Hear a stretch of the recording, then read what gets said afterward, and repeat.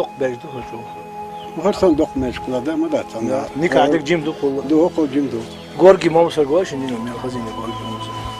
Toktuluk ya, toktuluk var. Gel. Sen her şey ya pot purşuma yorsan. Sibe hadi şey var ya o çöre dok kaçtı da şimdi dok tutup ipopar. Да, al şu an dok. Как вот город все, село пустое? В 44 году как выселили.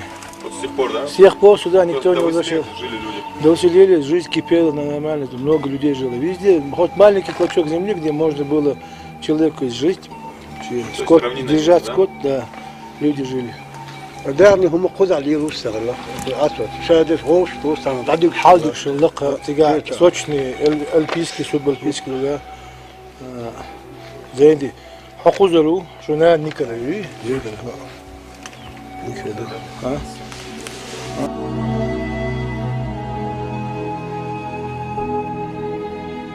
Ну, мы сейчас перед собой видим мечеть, это усиление Ошни, так называемая Ошнийская мечеть.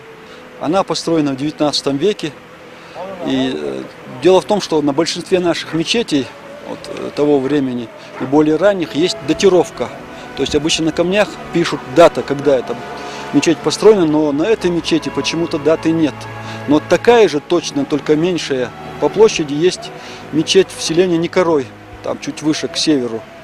Она просто меньше. Эта Ошнийская мечеть, она известна тем, что, во-первых, она была соборной, сюда приходили молиться люди с окрестных сел. Во-вторых, здесь была школа, где обучали детей, обучали грамоте арабской, обучали чтению Корана. Ну, то есть была школа. И, во-вторых, здесь же был суд, куда приходили разбираться вот, и на основе шариата, на основе аддатов приходили тоже практически со всей горной Чечни. Эта мечеть знаменита этим, по преданию, по крайней мере. Левее мы видим Мацаройский замок. Это селение Мацарой и башенный комплекс замкового типа. Где-то 14-16 век нашей эры. Замок состоит из 3 жилых башен, из боевой башни в центре, 3 жилых башен и каменной стены, которая замыкает как бы все это укрепление. И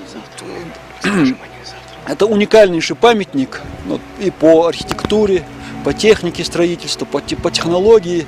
И, конечно же, вот такого рода памятники, как Ошнийская мечеть, как Мацаройский замок, эти памятники, во-первых, должны иметь более высокий статус. Сейчас они памятники регионального значения. На самом деле, вот такого рода памятников, подобных памятников, и такого времени очень мало. Сегодня Рядом с тем местом, где мы обосновались, располагаются останки жилых зданий. Ранее мы уже упоминали, что эти камни, используемые при строительстве башен и жилых построек, использовались по много раз. На одном из таких камней, расположенном над входом, наблюдаем весьма интересную картину. Ну, это жилая постройка, она явно была в свое время трехэтажной.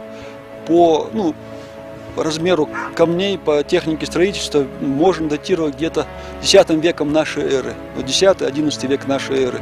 Достаточно древняя постройка. А то, что касается этого камня, арочного камня на дверном проеме, этот камень еще более древний. Вот сама символика, вот рисунка, техника рисунка. сюжет. Да, сюжет, связанный с культом охотника, говорит о том, что эти рисунки были нанесены на этот камень где-то, не позднее 2-го тысячелетия нашей эры. И мы тут видим, во-первых, древнейшую фиксацию нашего танца, вот то, что мы называем чеченский народный танец. Как бы тут такой сюжет, который идет справа налево. Сначала охотник целится в оленя, он попадает в него и танцует. И непонятно, то ли это танец радости, восторга, то ли это такой ритуальный танец, как бы, отдавая должное там, или его душе убитого оленя, или какому-то там языческому божеству. И далее мы видим спираль. То есть спираль у древних народов, в том числе у нас, спираль, лабиринт – это символ пути как бы из этого мира, потусторонний и обратно. То есть и как бы душа убитого оленя по этой спирали покидает этот мир и перемещается в потусторонний мир. То есть это как бы такой завершенный сюжет, связанный с охотничьим культом.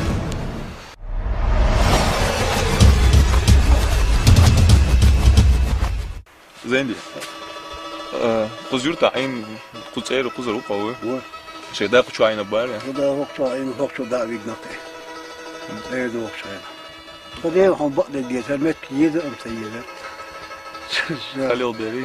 خلوا ده سو سو خذوا شو سو هذا ناس جوابا بير مو متكش خل متكش يومش تامو أيضا بكشوا يلين بكشوا وتامو بكشوا ووقت سمك عسمك كذا قدامه داستك هواشي سيجا تأكلوا داست يا ليلو إيش تعلوا نفسك Hak yine şu açtı şık var şık oldu.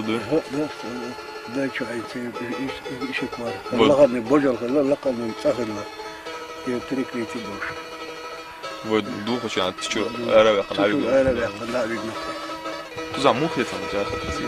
ده خز ده قضاء موكشل يا ده بيلا وش تاخذ مت كون سمو نمتين بريمينا ده وزور وتأول تحقيق دقي خذ نيا سنت أتصومش موسى خذ حبيب حبيب صدعيولي والله صديق يا هم اللي مش خليتي يا القص طيبا تعديها دايلو تبي أوه ديك وكذا في الأسطورة ديك نتجيب وتابوكا نيزر تابوكا سيزر أنا هم يوشيلشون ده خلاص التدليل الوقت الغش بيلقى نقل سيجر حلبة بيس Valla otomobil sıyırtan kalbur. هو ولي بريت شرا إيش نقبش ليش تطعمك لما بيش كوري دخيت أخي بإيش حلبة إيش سال سيرة تلاقيني خدايك Ne bu arada ki? نقش ذكرنا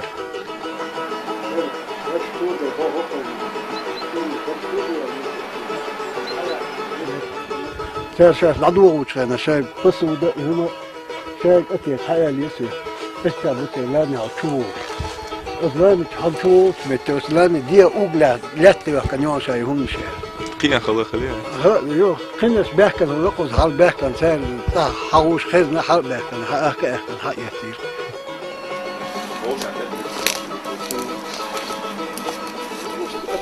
مو أسلامي مو هو دخل صدق الحزائن هذا شيء يريدون شو حلوة بيحكن شيء وايد فالمو هذا يوصل شاهد المقبخ باليسر شاهد يقوم سيحكي معايا Lezu düşünürsen. لازم يتعلم ديسني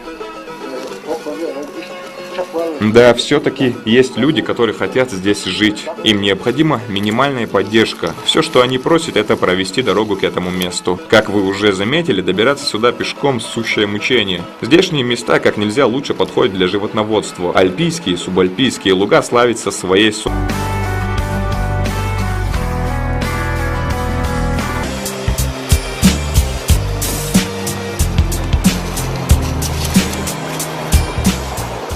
Шикарная вода. Очень вкусная. И снова обнаруживаем кладбище. Чуть дальше виднеются развалины. Только представьте, вплоть до выселения здесь жили люди. Теперь же эти поселения постепенно превращаются в груду камней. Поселения, подобно этому, встречаются в этих местах буквально через 200-500 метров. Бывает поменьше, бывают одиночные домики скотоводов. Бывают вот такие более-менее крупные селения. На мечети, на камне, который находился над окном, написано по-арабски какая-то дата, но неразборчиво, поэтому точно мы сказать не можем.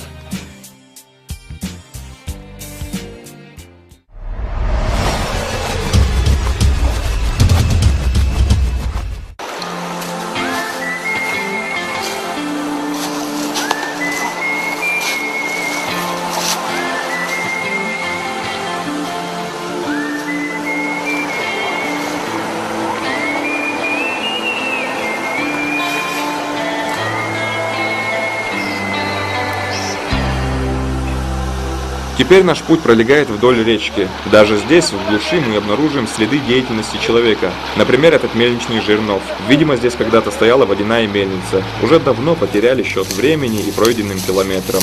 И... Ну вот, наконец, мы и добрались до этого места.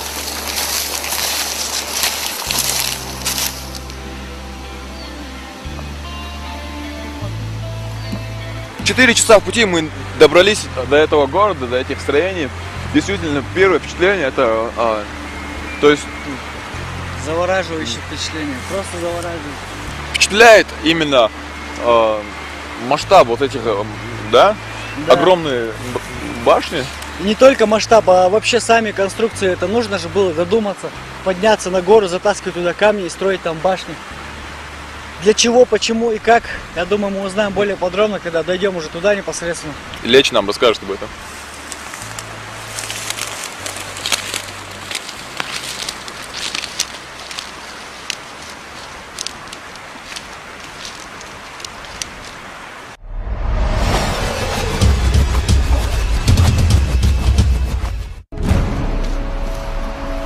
Действительно, зачем здесь заливать фундамент из бетона, когда любая скала может являться фундаментом? На территории села Никорой есть хорошо сохранившаяся мечеть.